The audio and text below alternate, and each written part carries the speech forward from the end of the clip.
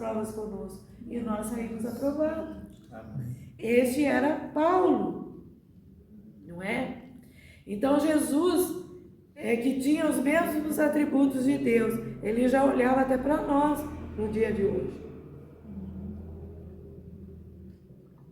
Essa afirmação, aí no versículo 16, a gente pode quase que, quase que perceptível através das letras aqui da palavra, a satisfação que Jesus já sentia antes mesmo de ser morto, antes mesmo de ser crucificado, antes de ressuscitar e antes de ascender ao céu. Ele tinha uma satisfação. Por quê? Porque ele iria cumprir o propósito que Deus tinha para ele. Então, a gente vê aqui nas palavras, olha só ele dizendo: tenho outras ovelhas que não estão neste curral, e eu devo trazê-las também. E ele termina aqui o versículo dizendo: elas ouvirão minha voz, e haverá um só rebanho e um só pastor. Aleluia! A satisfação de Jesus, né, que a gente pode perceber aqui nessa palavra, nos remete lá em Isaías 53, versículo 11, quando o profeta já havia falado sobre isso. Né? O que Jesus usava para ministrar para as pessoas? Era os salmos e os profetas. Jesus usava os salmos e os profetas. Então essa satisfação dele nos remete a Isaías 53, 11, que diz assim: ele verá o trabalho da sua alma e ficará satisfeito. Glória a Deus. Aleluia. Estava falando de Jesus. E aqui na versão da NVT, esse versículo diz assim: quando ele vir tudo que resultar de sua angústia, ficará satisfeito. E por causa de tudo que meu servo justo passou, ele fará que muitos sejam considerados justos, pois levará sobre si os pecados dele. Olha que tradução maravilhosa desse texto de Isaías 53, né? Ele levou sobre si as nossas transgressões. Então, ele levou sobre si os nossos pecados. E por causa disso, por ele ter levado os nossos pecados, nós somos considerados justos diante de Deus. E essa é a satisfação do coração de Jesus. Dessas outras ovelhas que ele diz que eu preciso, que eu devo trazê-las também. E nós podemos comprovar pela palavra que realmente Paulo, ele era o vaso escolhido para levar o evangelho para os gentios. Aqueles que muitas vezes a gente ouve falar ou lê que não eram povo. Aqueles que não eram povo, os gentios, não é? E em linha com essa fala de Jesus, nós encontramos Jesus, próprio Jesus, animando Paulo numa visão. Abra sua Bíblia em Atos 18, versículo 9 e 10. Atos 18, versículo 9 e 10. Né? Isso é para confirmar que o próprio Jesus, ele estava ali aperfeiçoando Paulo, para que ele pudesse enfrentar tudo que ele tinha que enfrentar. A palavra do Senhor diz assim: certa noite, o Senhor falou a Paulo numa visão: não tenha medo, continue a falar e não se cale, pois eu estou com você, e ninguém o atacará, nem lhe fará mal. Agora preste bastante atenção no que Jesus diz: porque muita gente nesta cidade me pertence. Ou em outra versão, eu tenho muito povo nessa cidade. Glória a Deus. Muita gente nessa cidade me pertence. Então Paulo permaneceu ali 1 ano e meio ensinando a palavra de Deus. E onde Paulo estava? Em Corinto. não é? Ele encontrou ali um casal de artesãos judeus, Áquila e Priscila, que em cumprimento a um decreto do imperador de Roma, eles haviam saído da Itália e se estabeleceram em Corinto. Esse imperador, chamado Cláudio, ele disse assim, todos os judeus que estão aqui em Roma, volte, vai para outro lugar, nós não queremos judeus aqui. E Priscila e Áquila, que eram judeus, foram para Corinto, se estabeleceram ali em Corinto.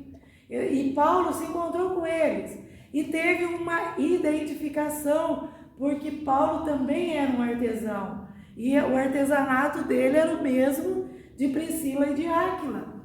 Qual era o trabalho de Paulo? Ele fazia tendas, ele costurava tendas, não é? E nós vimos a semana passada que ele falou, eu não quero ser pesado para ninguém, essas minhas mãos trabalharam para o meu sustento. O que é que ele fazia? Ele costurava tendas, não é? Então, ele foi morar ali com esse casal, e a Bíblia diz que Paulo ia todos os sábados à sinagoga para fazer o quê? O que é que Paulo ia fazer na sinagoga?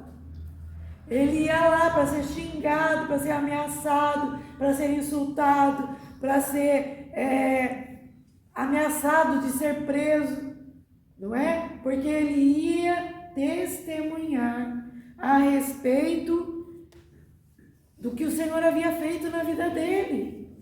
E através do seu testemunho, o que é que ele buscava? Através do seu testemunho, convencer tanto a judeus como a gregos, ou como aos gentios, as pessoas que não eram judias, que estavam ali na sinagoga. Paulo ia lá insistentemente para falar a respeito do que Jesus havia feito na vida dele. E tem um versículo na palavra de Deus que diz também, vai batendo, vai insistindo e continua insistindo em bater, não é? Em orar, porque o Senhor está ouvindo, Ele vai atender aquilo que nós estamos pedindo e aquilo que nós estamos fazendo. Por que eu estou falando isso? Porque Paulo, ele testemunhava, mas a vida dele não era assim, eu vou lá, vou subir lá no púlpito lá da sinagoga, vou subir no lugar mais alto lá e vou falar, porque eu tive um encontro com Deus ali e estava bom para ele. Não, ele continuou com uma vida de oração, de busca a Deus, e por causa dessa vida de oração e de busca, Deus vinha, falava com ele em visões, o Senhor vinha, se manifestava a ele e ia dando as diretrizes para Paulo. E agora nós vemos, não é? Aqui em Corinto, nessa passagem de Corinto, mais para frente aí, nós vemos que Silas e Timóteo se juntaram a Paulo. E dessa forma, diz a palavra, porque vieram mais dois para se juntar a ele, que também eram pessoas que espalhavam a mensagem do Evangelho, a palavra de Deus, testemunhavam a respeito de Jesus, falavam sobre as boas novas do Evangelho. Aí o texto diz que dessa forma ele podia se consagrar e se dedicar totalmente ao ensino da palavra e testemunhar que Jesus era o Cristo. Então, vieram mais dois ali, fortaleceram, né, já era 3, e iam lá fazer o trabalho que Jesus queria que fizesse. Paulo agora ele tinha uma folga maior, porque ele ia de sinagoga em sinagoga, de cidade em cidade, de casa em casa, diz a palavra de Deus, incansável em testemunhar o que Jesus havia feito por ele, porque foi algo maravilhoso e foi expressivo na vida dele, não é? Testemunhava que Jesus era o Cristo. Logo, a palavra de Deus diz que muitos judeus se opuseram à sua pregação, né? E Paulo, não aceitando os insultos, olha só o que ele diz para a gente entender porque o Senhor apareceu para ele em visão e deu essa mensagem de ânimo. Veja o que aconteceu aí no versículo 6 em diante de Atos 18. Mas quando eles se opuseram a Paulo e o insultaram, ele, sacudiu pó da roupa e disse: vocês, apontou o dedo lá para os que estavam insultando, vocês são responsáveis por sua própria destruição. Eu sou inocente. De agora em diante, eu vou pregar para os gentios. Olha só, mas esse ainda não era o plano do Senhor para a vida dele. E a palavra continua dizendo que ele saiu da sinagoga e foi para a casa de um gentio temente a Deus, que morava do lado da sinagoga. Então ele parou de pregar lá na sinagoga, de testemunhar que Jesus era o Cristo lá dentro da sinagoga. Colocou esse peso sobre a vida de quem estava ali insultando e ameaçando ele, não é? E foi para a casa de um homem que era temente a Deus e que era gentio. Ele não disse que não ia mais pregar para os judeus, não é? E esse gentio, ele morava na outra casa do lado da sinagoga.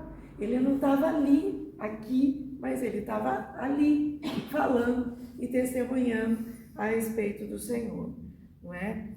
E nós vemos também que, apesar de toda a oposição que houve dos judeus, Crispo, que era chefe da sinagoga, ele creu na mensagem do Evangelho. E ele, diz a palavra, e toda a sua família se converteram ao Senhor, assim como muitos que moravam ali em Corinto, não é? Aí em Corinto, muitos que moravam ali naquela cidade, muitos se converteram daqueles judeus. Havia um grupo que fazia oposição, insultava e perseguia, mas também havia um grupo que foram convencidos pelo poder do Espírito Santo de Deus, que a mensagem que Paulo estava trazendo era uma mensagem verdadeira e digna de aceitação, não é? Então eles foram trazidos para perto de Jesus e creram nele. Então, olha só, essas almas que se converteram ali no meio de tudo aquele bafafá de gente perseguindo Paulo e ele ali não imagina ser num lugar onde você está pregando, falando a respeito de Jesus, e tinha lá um grupo de pessoas que estavam entrando em contradição com aquilo que você estava falando, não é? E essas pessoas que saíram ali daquele meio, porque Paulo saiu daquele lugar e foi para a casa de Cristo, essas pessoas, elas serviram como selo, essas almas serviram como selo, como validação do ministério de Paulo. O que o Senhor estava falando para ele? Você não está sozinho. Olha quantos que creram. Pode ser 6, pode ser 10, pode ser 1000, pode ser muitas pessoas. O que importa é que aquelas pessoas que creram eram o penhor, o selo, a garantia, não é? Era a validação do ministério, do grandioso ministério que Paulo, que tinha sido colocado nas mãos de Paulo. E às vezes a gente fica assim, né? Puxa vida, eu vou continuar falando? Já pensou isso? Falei 10, 20 vezes para uma pessoa e parece que não tem entendimento. Olha o que o Senhor falou para Paulo aqui. Paulo, não tenha medo, não desanime, não pare, não cesse de falar, mas fala, porque eu estou contigo. Amém. E não satisfeito com isso, o Senhor falou, eu ainda tenho muita gente aqui nessa cidade. E ele não pôde sair dali, ficou 1 ano e meio ainda ali em Corinto. E como eram esses habitantes de Corinto? Como será que eles eram? Só 1 Coríntios 1 e 2, as cartas que Paulo escreveu, a gente já tem uma noção de como eram aquelas pessoas. Acho que é o tipo de pessoa que você nunca ouviu falar. Eram pessoas corruptas. Nós nunca ouvimos falar em corrupto, não é verdade? Eram corruptas, eram licenciosas. O que quer dizer isso? Eram pessoas que não tinham limite, não tinha nenhuma restrição, nem ética, nem moral e nem social. Os comportamentos deles, do povo em geral que morava em Corinto, eram totalmente desregrados dos costumes. Eles agiam de forma indisciplinada e sem controle nenhum. Era esse o povo que estava naquela cidade e que o Senhor falou para Paulo: não desanime, não tenha medo. E eu estou com você. Eu tenho muito povo aqui nessa cidade ainda. Meu Jesus. Não é? O Senhor fala conosco. Amém? Amém. E o que Jesus disse para Paulo? Ainda tem muita gente nessa cidade. Paulo vendo a indisciplina, a falta de limite, a corrupção, a perversidade, tudo que estava de errado, tudo que era de errado tinha ali no meio do povo de Corinto. E o Senhor fala com ele: ainda tem muita gente nessa cidade. Mas Paulo estava disposto a cumprir o propósito para o qual ele foi chamado. E aí está o cerne da questão. Será que nós, crentes de hoje, estamos firmes, determinados em cumprir o propósito que o Senhor tem para a nossa vida? Para nós? E essa resposta, ela não pode vir de um simples sim. Ela precisa de ter um exame, nós precisamos nos examinar. Eu estou vendo um movimento no meio das igrejas de pessoas que estão precisando evangelizar a crente. Por quê? Porque muitas pessoas não sabem nem o propósito para o qual elas foram chamadas. E por que não sabem? Por que não sabem? Porque falta intimidade com o Senhor. Como é que nós temos intimidade com o Senhor? Oração, meditação na palavra, jejum, investir tempo em oração. Eu vejo lá a Marisete, às vezes coloca o versículo lá no grupo de oração, 4 horas da manhã, né? E ela com certeza está com a Bíblia na mão, porque ela coloca o texto lá e faz um comentarinho da palavra de Deus. Investimento de tempo, não é? Nós precisamos disso, investir tempo em ter uma vida cristã de qualidade. Fechando esse parênteses aí, né? Que o Senhor fala conosco, e nós estudamos a Bíblia por isso mesmo, para que o Senhor fale conosco e nos desperte. Amém? Então, olha só, Jesus disse: outras ovelhas que não são desse aprisco, ou seja, não judeus, ovelhas que não tinham a marca do povo que foi separado por Deus. Não é isso que a gente aprende na palavra? Que os judeus foram separados por Deus, não tinham a marca, os animais tinham uma marquinha lá neles de propriedade, para quem eles pertenciam. Então, ovelhas que não tinham a marca do povo que foi separado por Deus, daquele povo que, para não ser confundido com os incrédulos, ou seja, os judeus, eles eram cercados por ritos e cerimônias para mostrar que era um povo consagrado, um povo separado para Deus e por Deus. Quem eram essas outras ovelhas? Não é? Eram as ovelhas fora do arraial da Judéia.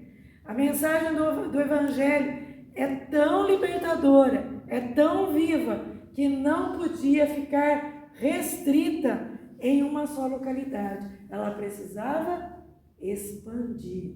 A vida que há na mensagem do Evangelho, ela precisava sair ali daquele pequeno cerco. E aí a gente vê a grandiosidade que é do texto também lá de Atos, não é? Do capítulo 1, versículo 8. Vocês vão ser minhas testemunhas, tanto em Jerusalém como na Judéia, na Samaria, até os confins da terra. Muita gente usa esse texto só como desculpa para mandar missionários para um monte de lugares. Mas olha só, boa parte de nós que estamos aqui nessa noite, nós viemos de outro lugar, aqui para a cidade de Mogi Guaçu. Será que Deus não tem um propósito para nós nessa cidade? Será que Deus não nos tirou do lugar onde nós estávamos, lá onde a nossa família já tinha se estabelecido, e nos trouxe para a cidade de Mogi Guaçu, porque Ele tem um propósito para a nossa vida? Porque tem um povo que Ele tem ainda aqui nessa cidade, para que a gente leve a palavra e fale a respeito do Senhor, fale a respeito da grandiosidade da mensagem libertadora, viva, da mensagem de esperança do Evangelho da Salvação. Era esse o entendimento que o Senhor estava querendo passar através desse texto, de outras ovelhas, não é? E o que nós vemos a partir de Paulo, uma grande multidão de gentios recebeu a mensagem do Evangelho e se converteram ao Senhor Jesus. A gente acha muitas vezes que a palavra não está surtindo efeito, mas está. É uma semente que foi plantada, e a semente ela não nasce de um dia para o outro.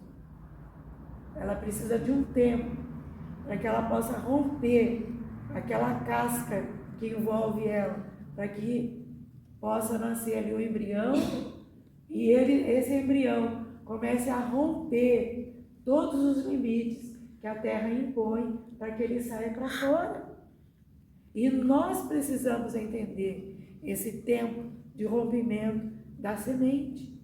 Lá, na época de Paulo, muitos gentios se converteram a Jesus, lá em Coríntios mesmo, lá em Corinto, não é? Jesus também disse, as quais, ou seja, as outras ovelhas, devo da mesma maneira trazer. Ou seja, o Evangelho do Reino precisa ser pregado. Essas outras ovelhas precisam aprender isso que eu estou passando aqui para vocês. Eu preciso trazê-las para perto de mim. Jesus estava dizendo, é o Evangelho do Reino que atrai as pessoas até mim, que levam as pessoas até Jesus. Não é uma estratégia, não é uma estrutura de igreja, como a gente tem falado sempre. Banco confortável, microfone sem fio, câmeras, mídia, parede preta, passar a coisa lá através do data show, a letra da música lá através do data show, fazer congresso, né, fazer um monte de coisa, tudo isso é estrutura. E o Senhor não está procurando estrutura, o Senhor já colocou um fundamento. E é esse fundamento que vai fazer com que as pessoas sejam atraídas até Ele. E Ele não fala que é fulano A, B ou C que devem atrair as pessoas. Ele diz assim, essas outras ovelhas, eu devo trazê-las. Eu é que devo trazê-las. Lembrando que nós somos instrumentos do Senhor, para que Ele se manifeste através da nossa vida, para que as ovelhas cheguem até Jesus. Lembra que foi pregado domingo? Nós somos a expressão de Jesus aqui na face da terra. Amém? Amém? Isso não seria feito por Jesus no seu ministério pessoal, mas através dos apóstolos, através dos ministros, através de todos aqueles que creram nele e em obediência replicaram a mensagem salvadora e a ordenança que foi deixada lá em Mateus, no capítulo 28, que diz: portanto, vão e façam discípulos de todas as nações, batizando-as em nome do Pai, do Filho e do Espírito Santo. Mas não para por aí. O Evangelho ele é completo. A ordem é completa. E o Senhor diz, o Senhor não está falando aqui para os apóstolos, ele está falando para todos aqueles que nasceram de novo. E ele diz: ensinem esses novos discípulos a obedecerem todas as ordens que eu lhes dei. E lembrem-se disso, eu estarei, ou seja, permanentemente com vocês até o fim dos tempos. Essa é a ordem do Senhor. E é dessa forma que o Senhor vai atrair, vai trazer as outras ovelhas até Ele, não é? Quando nós obedecemos a palavra do Senhor. Ouça ainda o que Jesus diz para a gente encerrar. Elas, as outras ovelhas, ouvirão a minha voz, e haverá um só rebanho e um só pastor. Gente, a magnitude dessa palavra, a revelação dessa palavra, ela é demais, não é? E a gente pensa, como assim? Jesus está falando da igreja. Haverá um só rebanho e um só pastor. E essas ovelhas, todas as ovelhas, ouvirão a minha voz, diz o Senhor. Jesus está falando da igreja. E como a gente está falando de Paulo, o Senhor deu esse entendimento para ele, que nesse povo que forma a igreja, a noiva do Senhor, nela não há mais a marca de divisão entre gentios e entre judeus. Não haverá privilégio, não haverá preeminência. O que é isso? Preeminência é um lugar mais alto. Não haverá preeminência de posição e nem de lugar. Essa coisa que nós vemos hoje, é apóstolo, agora tem até patriarca, né? Saíram do apostolado e foram para o patriarca. É apóstolo, é bispo, é não sei mais o que tem lá para baixo, é profeta, né? Não tem preeminência na igreja do Senhor. Todas essas coisas que estão escritas ali, lá em Efésios, que tem pastores, tem apóstolos, tem evangelistas, tem os mestres, tudo isso compõe a igreja do Senhor, porque cada um tem um propósito. O Senhor deu um propósito de vida para cada um, mas nenhum tem preeminência, nenhuma posição está acima da outra, tanto do servo mais humilde que vai lá, que ora, que intercede, que está todo dia lá na sua casa, que ninguém vê, que está lá no seu lugar secreto e ora pela igreja, ora pelo pastor, ora pelas pessoas da igreja, ora pela cidade. Não é? As pessoas não estão vendo, mas o Senhor está vendo. E dentro da igreja não tem posição maior e nem de honra maior, não é? Lugar mais elevado. Não tem uma vantagem ou distinção de posto maior ou melhor. A única coisa que o Senhor fala é que aqueles que cuidam das ovelhas, eles vão ter sim um encargo maior de prestar contas das ovelhas que o Senhor entregou na mão deles. Quando a gente olha para Efésios, no capítulo 2, versículo 24, a palavra de Deus diz o seguinte: porque Cristo é nossa paz. Ele uniu judeus e gentios em um só povo. Que povo é esse? A igreja.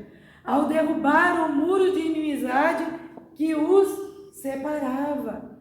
Paulo está dizendo, ele se coloca aqui no meio, né? Que nos separava.